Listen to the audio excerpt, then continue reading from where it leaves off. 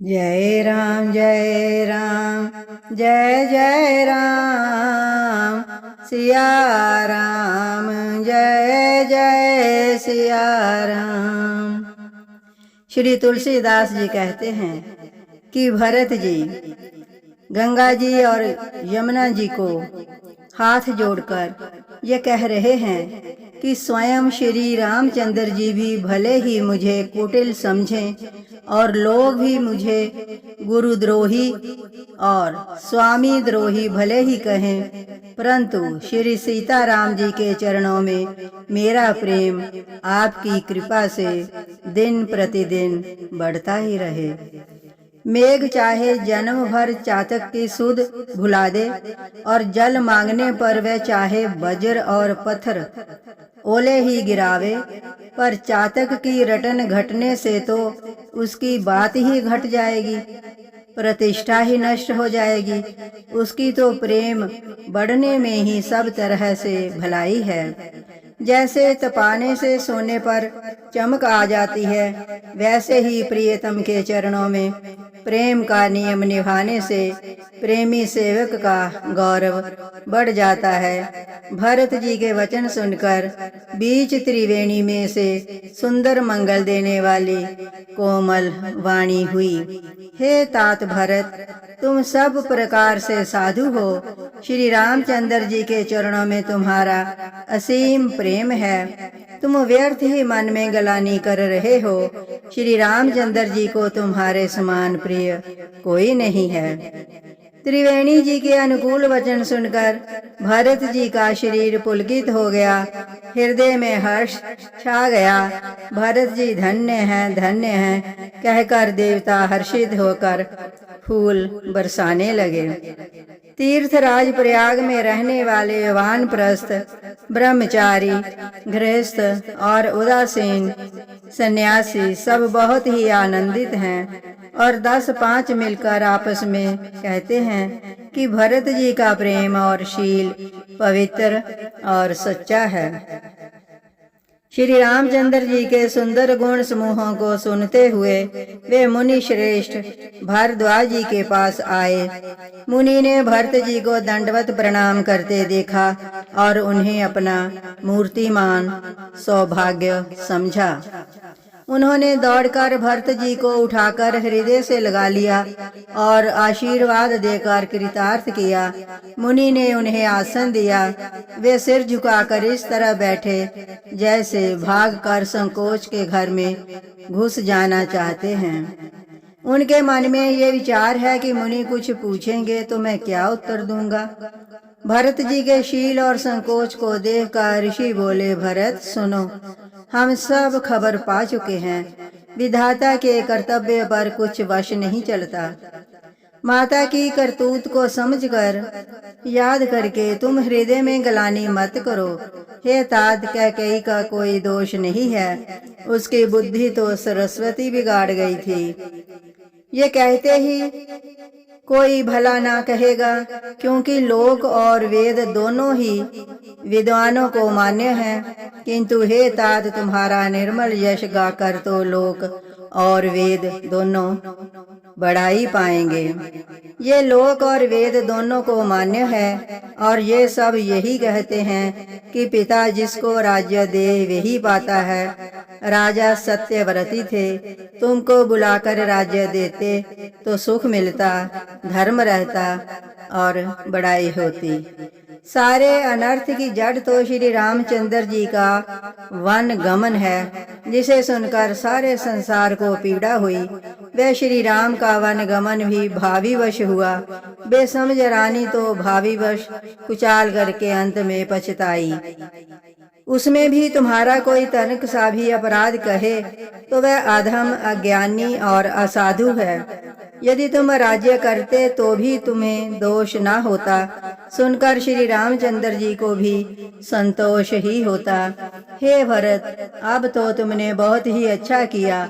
यही मत तुम्हारे लिए उचित था। श्री रामचंद्र जी के चरणों में होना ही संसार में सब सुंदर मंगलों का मूल है। सो वह श्री रामचंद्र जी के चरणों का प्रेम तो तुम्हारा धन, जीवन और प्राण ही है। तुम्हारे समान बड़भागी कौन है? हे तात, तुम्हारे लिए ये आश्चर्य की बात नहीं है, क्योंकि तुम दशरथ जी के पुत्र और श्री रामचंद्र जी के प्यारे भाई हो।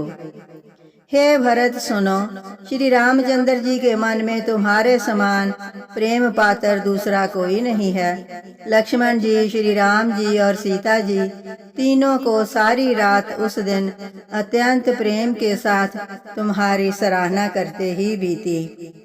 प्रयागराज में जब वे स्नान कर रहे थे, उस समय मैंने उनका ये मर्म जाना।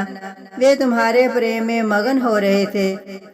तुम पर श्री रामचंद्र जी का ऐसा ही अगाध प्रेम है जैसा मूर्ख मनुष्य का संसार में सुखमय जीवन पर होता है। ये श्री रघुनाथ जी की बहुत प्रशंसा नहीं है, क्योंकि श्री रघुनाथ जी तो शरणागत के कुटुंब भर को पालने वाले हैं। हे भरत, मेरा ये मत है कि तुम तो मानो शरीरधारी श्री राम जी के प्रेम ही हो। हे भरत, तुम्हारे लिए तुम्हारी समझ में ये कलंक है, पर हम सब के लिए तो उपदेश है। श्री राम भक्ति रूपी रस की सिद्धि के लिए ये समय गणेश अर्थात बड़ा शुभ हुआ है। हे तात, तुम्हारा यश निर्मल नवीन चंद्रमा है और श्री रामचंद्र जी के दास कुमुद और चकोर हैं। वे चंद्रमा तो प्रतिदिन अस्त होता और घटता है, जिससे कुमुद और चकोर को दुख होता है, परंतु ये तुम्हारा यश रूपी चंद्रमा सदा उदय रहेगा, कभी अस्त ही नहीं होगा। जगत रूपी आकाश में ये घटेगा नहीं, वरना दिन दिन दूना होगा। त्रैलोक्य रूपी चकवा इस यश रूपी चंद्रमा पर बहुत प्रेम करेगा और प्रभु श्री रामचंद्र जी का प्रताप रूपी सूर्य इसकी छवि को हरण नहीं करेगा। ये चंद्रमा रात दिन सदा सब किसी को सुख देने वाला होगा। कैकेयी का कुकर्म रूपी राहु इसे ग्रास नहीं करेगा। ये चंद्रमा श्री रामचंद्र जी के सुंदर प्रेम रूपी अमृत से पूर्ण है। ये गुरु के अपमान रूपी दोष से दूषित नहीं है। तुमने इस यश रूपी चंद्रमा की सृष्टि करके पृथ्वी पर भी अमृत को सुलभ कर दिया। अब श्री राम जी के भक्त इस अमृत से तृप्त हो लें। राजा भागीरथ गंगा जी को लाए, जिन गंगा जी का स्मरण ही संपूर्ण सुंदर मंगलों की खान है। दशरथ जी के गुण समूहों का तो वर्णन ही नहीं किया जा सकता, अधिक क्या जिनकी बराबरी का जगत में कोई नहीं है। जिनके प्रेम और संकोच शील के वश में होकर स्वयं सच्चिदानंद भगवान श्री राम आकर प्रकट हुए, जिन्हें श्री महादेव जी अपने हृदय की आंखों से कभी अघाकर नहीं देख पाए, अर्थात जिनका स्वरूप हृदय में देखते देखते शिव जी को कभी तृप्त नहीं हुए, परंतु उनसे भी बढ़कर तुमने कीर्ति रूपी अनुपम चंद्रमा को उत्पन्न किया, जिसमें श्री राम प्रेम ही हिरण के रूप में बसता है। हे तात, तुम व्यर्थ ही हृदय में गलानी कर रहे हो, पारस पाकर भी तुम दरिद्रता से डर रहे हो। हे भरत सुनो, हम झूठ नहीं कहते, हम उदासीन हैं, किसी का पक्ष नहीं करते, तपस्वी हैं और वन में रहते हैं, किसी से कुछ प्रयोजन नहीं रखते। सब साधनों का उत्तम फल हमें लक्ष्मण जी, श्री राम जी और सीता जी का दर्शन प्राप्त हुआ। उस महान फल का परम फल ये तुम्हारा दर्शन है। प्रयागराज समेत हमारा बड़ा भाग्य है। हे भरत, तुम धन्य हो, तुमने अपने यश से जगत को जीत लिया है। ऐसा कहकर मुनि प्रेम में मगन हो गए।